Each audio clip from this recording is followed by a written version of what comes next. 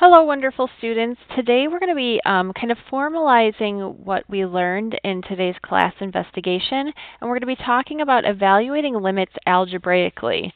So for those of you who kind of like to know where we're at with our targets, we're focusing on our algebraic limits, and we're looking really at these first two targets, evaluating limits algebraically using substitution, and then finding limits where we have to do some algebraic work first. And I think some of that wording will make a little more sense once we've gone through some of those techniques in the video. So the big kind of first idea that we want you to get here is that if you evaluate f of a, so the function at some value a, and f of a is a real number, so no undefined values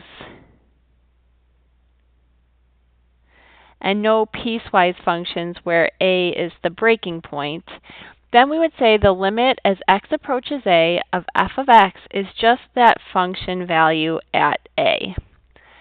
So really what this is saying is that if we can plug it in, so plug in that value, and we get a real number out, then we're done. We've found the limit. So I kind of say the first rule of limits is to plug it in, and if that works, you're done. So that's what we were talking about in the targets, that idea of evaluating a limit using substitution. So let's see how this works. So in our case here, we're evaluating the limit as x approaches 5. So our first step is to just try and plug it in. So I'm going to substitute 5 wherever I see x. So in other words, this becomes 5 squared minus 4 times 5 plus 3. Sorry about that running so close together. So I get 25 minus 20 plus 3, or 8. And since I got a real number out when I substituted or plugged in 5, I'm done. That's my limit value.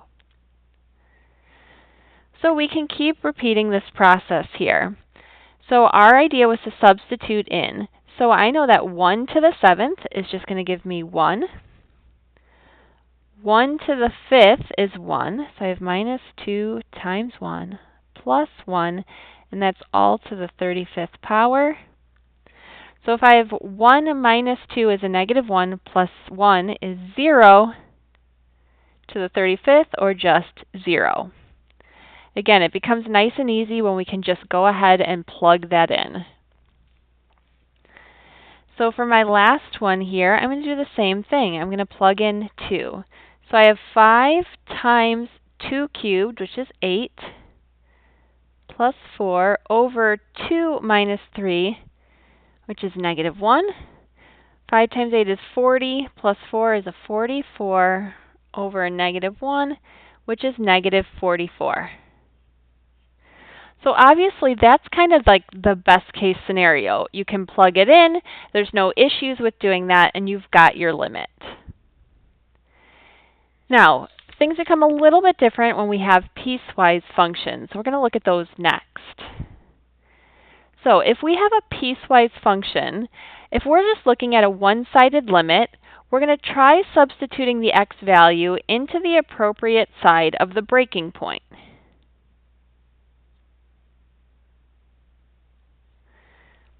Right? And when we're talking about that breaking point, we're always talking about these x values, where it kind of splits that function into pieces. If I have a two-sided limit, we're going to check both sides. But that's only important when the x value is the breaking point, and we'll talk about that in a minute here. So, in my first example, I want to know the value of the limit as x approaches negative 2 from the left. Now, negative 2 from the left, I know that's talking about the first piece of the function here, right? I want numbers that are smaller than negative 2.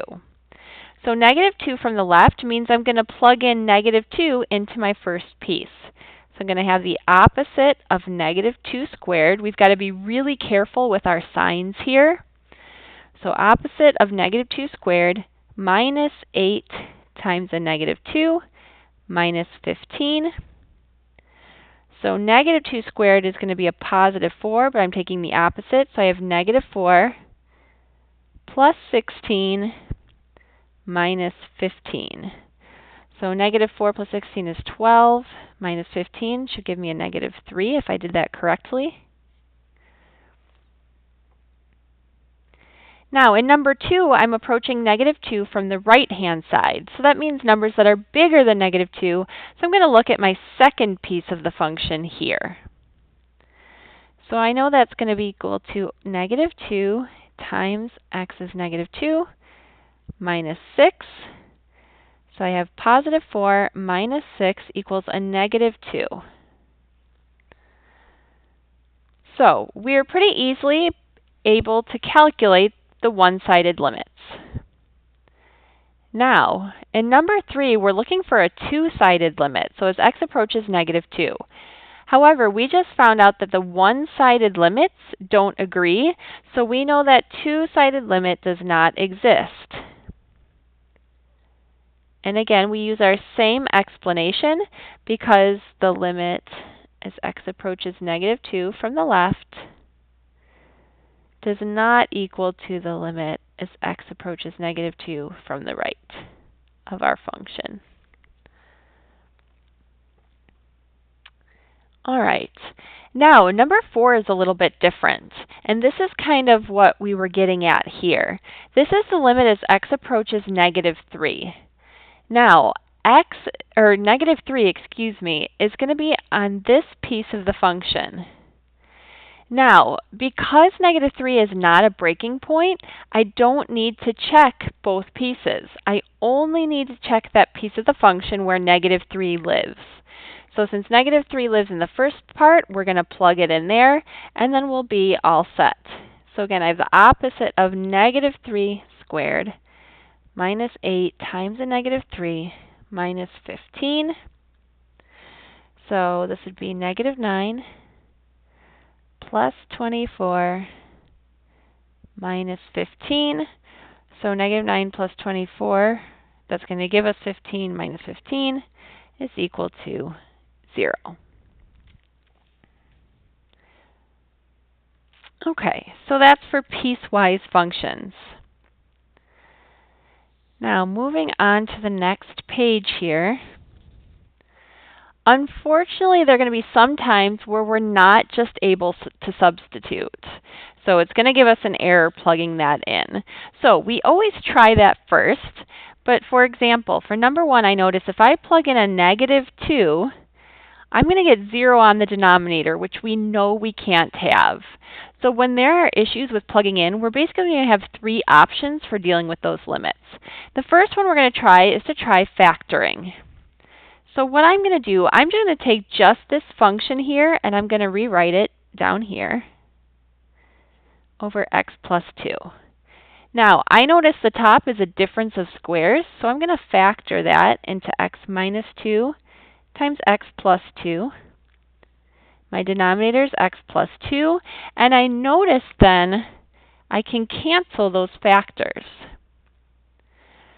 Now, with limits, what that means is that this limit, our original problem, is equal to the limit as x approaches negative 2 of our simplified function, so of x minus 2.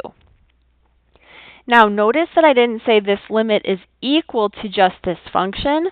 I said that the limit of this function is equal to the limit of this function. Now, plugging into this function isn't going to give me a problem. So I know that limit is just equal to negative 2 minus 2, or negative 4. So that's one way we can get around some of the errors we might have when we try to substitute. Our second strategy is going to be multiplying by a conjugate. So again, what I would have done is I would have tried to plug in 1. Square root of 1 is 1, and minus 1 is 0, and I know I've got an issue. Now, when I see this square root minus a constant or plus a constant, I'm going to try this multiplying by a conjugate. And here's what it looks like. Again, I'm going to take my function and just move it down here. So I got square root of x minus 1. Now, I'm going to multiply by the conjugate of that denominator. So I'm going to multiply this by the square root of x plus 1. And I'm going to multiply that on top and bottom, because that's really just like multiplying by 1. So I know that's legal. I'm going to put this in parentheses. Now, on the top, all I'm going to do is just rewrite both of my factors. So I've got x minus 1 times the square root of x plus 1. I'm not going to worry about foiling or distributing or anything like that. I'm going to write it as is. Now on the bottom, I am going to do a little cleanup. So what I'm going to do is I'm going to go ahead and FOIL this out. So I'm going to take the square root of x times the square root of x, which I know is just going to give me x. Now, if I take my inside, I have negative 1 times the square root of x. So I have minus the square root of x. If I take my outers, I'm going to have 1 times square root of x. So I have a plus the square root of x. And then if I do my two last terms, and sorry, let me grab another color here. I'm going to have a negative 1 times a positive 1, so I'm going to have minus 1. Now, here's where the nice thing happens. My negative square root of x and plus square root of x are going to cancel, so on bottom, all I have left is an x minus 1. So I'm going to rewrite this so it's a little easier to see. Now, since I just have x minus 1, the x minus 1 on top and bottom cancel out, and I see that this is just simplifies to the square root of x plus 1.